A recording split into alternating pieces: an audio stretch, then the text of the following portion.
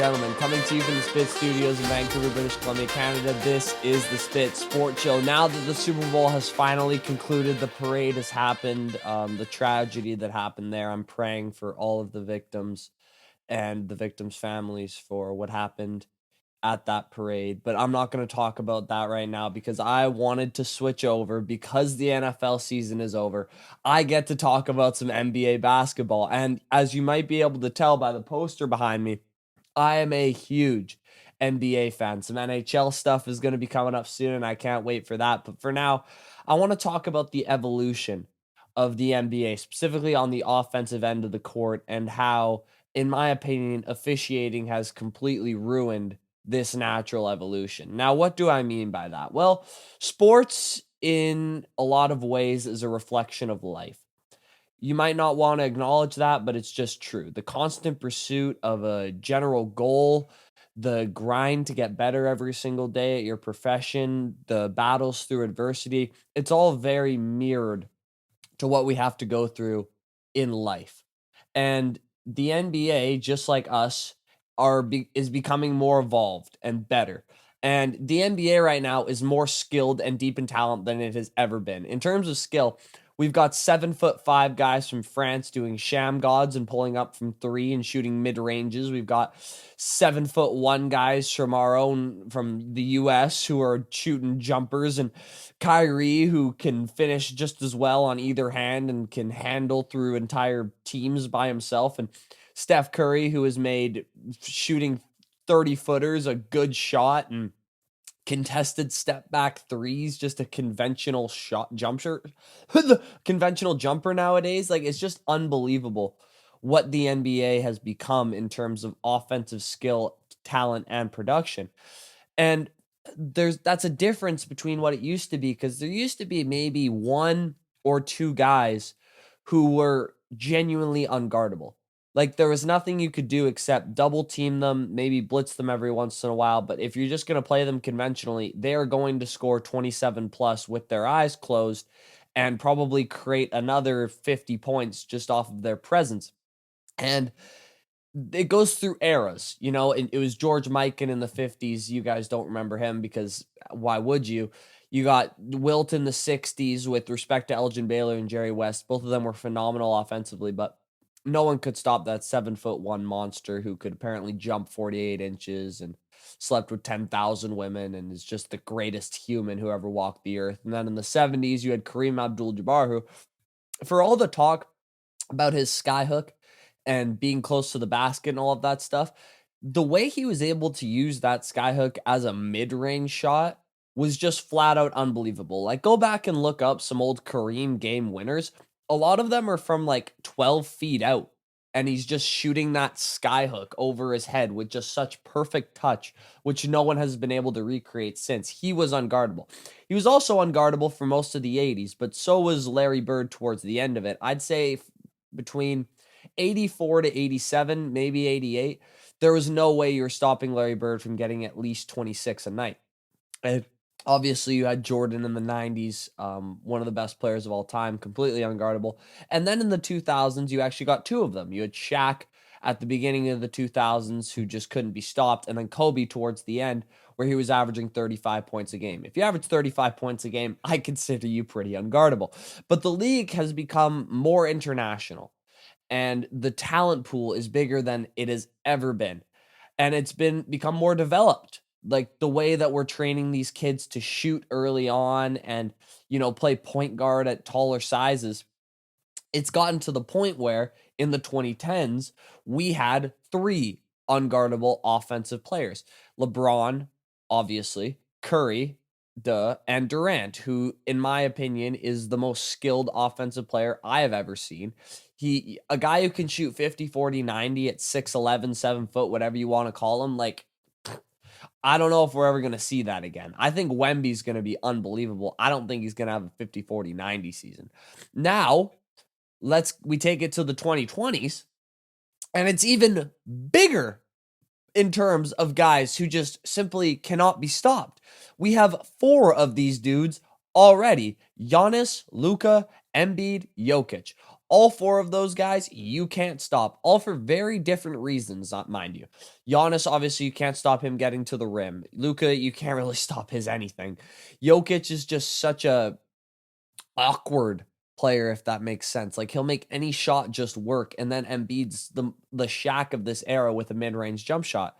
And we still have two players from the last decade, Steph and Durant, who are playing like they're in their prime right now and currently are near unguardable. Like, do you think anyone in the NBA today can guard Kevin Durant head up at 34 years old? I don't. Do you think anyone can guard Steph Curry head up? I don't. I just watched it last night against the Kings. You can't guard this guy one-on-one. So what I'm saying is there's a bigger talent pool of superstars who can create shots so efficiently. And also Wemby's going to get to that point. Like, you can't tell me someone averaging 20 points a game in their rookie season from international basketball isn't going to get so much better as he goes on. He obviously has the mentality as well. He just has a terrible team around him who can't get him the ball as much, and he's still averaging 20 points and 2 blocks a game. So Victor's going to get to that point too. And by the way, Shea is only 25 years old and he's averaging 31. Is he going to get a little bit better? Maybe. So what I'm saying is you have 7, 8 guys who at this point can create shots just by being themselves. And the reason I bring this up is since the NBA was invented, the best way to get points for your basketball team is your best player creating shots. And that's not just creating shots for themselves, that's creating shots for others, because you like the NBA is pretty much all man coverage at this point. You rarely see a zone. So the superstar is able to break down the defense by beating the guy one-on-one. He gets to the hole. The big man comes to help so he can block the shot. He kicks it out 2 or 3. Anyways, you guys get the point. You need a superstar to penetrate the defense to really get your offense going. That's why LeBron is so valuable. That's why Jordan's so valuable. That's why individual players have so much more of an impact on the game than they do in most other sports. Now, obviously, some are better at this than others. And in the NBA today, I didn't even mention Jason Tatum and some other guys, but we have like 6, 7, 8 of these guys nowadays who can create these shots for themselves and others flawlessly. Luka, Jokic, those guys I already mentioned, and another 15 who can do it pretty well. Like, or really well in the case of like a Jason Tatum, a LeBron today, an Anthony Davis. Those guys aren't quite on that level, but they are just a tick below it, which we have never, ever seen before. What does this mean? This means that NBA offenses are going to be more potent and efficient than they have ever been because there's simply more shot creators, more efficient shot creators, I should say, than there have ever been in the history of basketball. So this is a good thing. Obviously, offense is what sells in every single sport, and superstars are what specifically sells in the NBA. The NBA isn't like the NFL. It doesn't go off their team success and a city getting behind it. It goes behind who's your favorite player, where are they, are you going to buy their jersey? It's completely driven from their superstars, and there's more of those than ever, so that's a great thing. However, that is a natural change in the NBA. That is a natural progression of skill. What's unnatural is the NBA officiating, raising these guys' offensive status to the point where they're so good it's almost unwatchable. And here's what I mean by that. These guys are hard enough to guard as it is. As I just said, you can't guard Kevin Durant one-on-one. I haven't seen anyone consistently be able to stop Shea from getting to his mid-range jumper. But when you expedite that with the fouls that they're calling on these jump shots when these players are seeking contact with those, it becomes a league where it feels like you can't play defense. And there's a big difference between great offense and not being able to play defense. Like, it's yin and yang. You need both. And if I see one more time, as much as I love Jalen Brunson, pivot 3 times and then jump into someone's arms on a jump shot, hoping for contact, I'm going to lose my mind. Luka Doncic, maybe my favorite player in the league right now, definitely top 2. It's him and Shea, and LeBron, obviously, but he's kind of like godfathered up to the top, if that makes any sense. He does the same thing. Whenever he's in the lane, he just tries to rip through the guy's hands and get a foul while shooting a jump shot.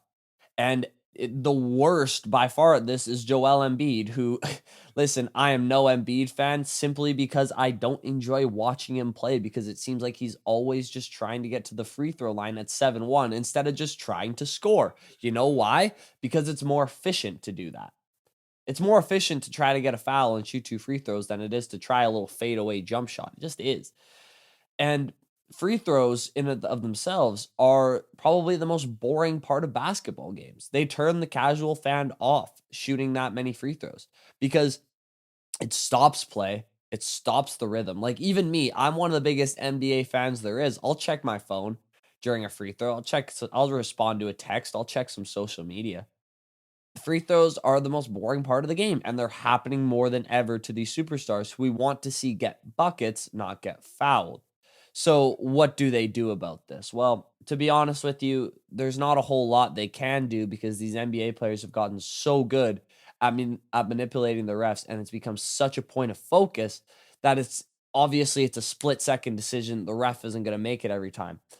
But my little rule, and I don't know how realistic this is, if it looks like someone is taking an unnatural path to a jump shot, then it's not a foul call. For example, I can't really get up and explain it. If someone goes like this around for a jump shot, simply put, if you were taking 100 just stationary threes, you wouldn't do that setup once. You go straight up. That's how you're taught to play. So this little swoop stuff that Embiid and Luka does, like whoop, I guess you tap my wrist, it's a foul. That stuff needs to be cut out. Also, this is what I really don't understand. In the playoffs, the officiating is like this. It's way better. The refs swallow their whistles and let the players decide. But the thing is, I think that should be amplified for the playoffs, but it's like a totally different game. It's not even the same basketball in the playoffs versus the regular season anymore. It's not amplified. It's just a different version of the same sport, if that makes any sense. Because in the regular season, calls are soft as tissue paper, and in the playoffs, you could get clotheslined while going to the rim, and they might just call it a regular foul if you're Draymond Green. But anyways, it's an issue, these refs calls, because it's messing up the evolution of the NBA. These offensive players are unbelievable. And naturally, the NBA is getting more skilled and more offensive than it has ever been, and that's awesome. But these refs putting that evolution on steroids over the past 5 years is not good for the game, and it's not good for the casual fan. Like, I have a dozen plus friends who watch hockey, they'll watch some football. They just won't watch basketball because it's too soft, and these calls that these superstars are getting are just ridiculous, and something needs to change about it. I think that unnatural jump shot motion rule should be a thing. How realistic is it? I have no idea. But why don't you let me know in the comments below? If you guys enjoyed what you heard today, please like, subscribe. I think we're going to get 200 subscribers here in the next coming days, which is just unbelievably thrilling. So thank you guys for that. First video to hit 5,000 views a couple days ago. We're doing big things over here on the Spit Sports Show. So if you want to join the wave before it becomes a tsunami, please hit that subscribe button. And as always, I have been your host, Elijah Ford, and I will see you in the next one. Peace out.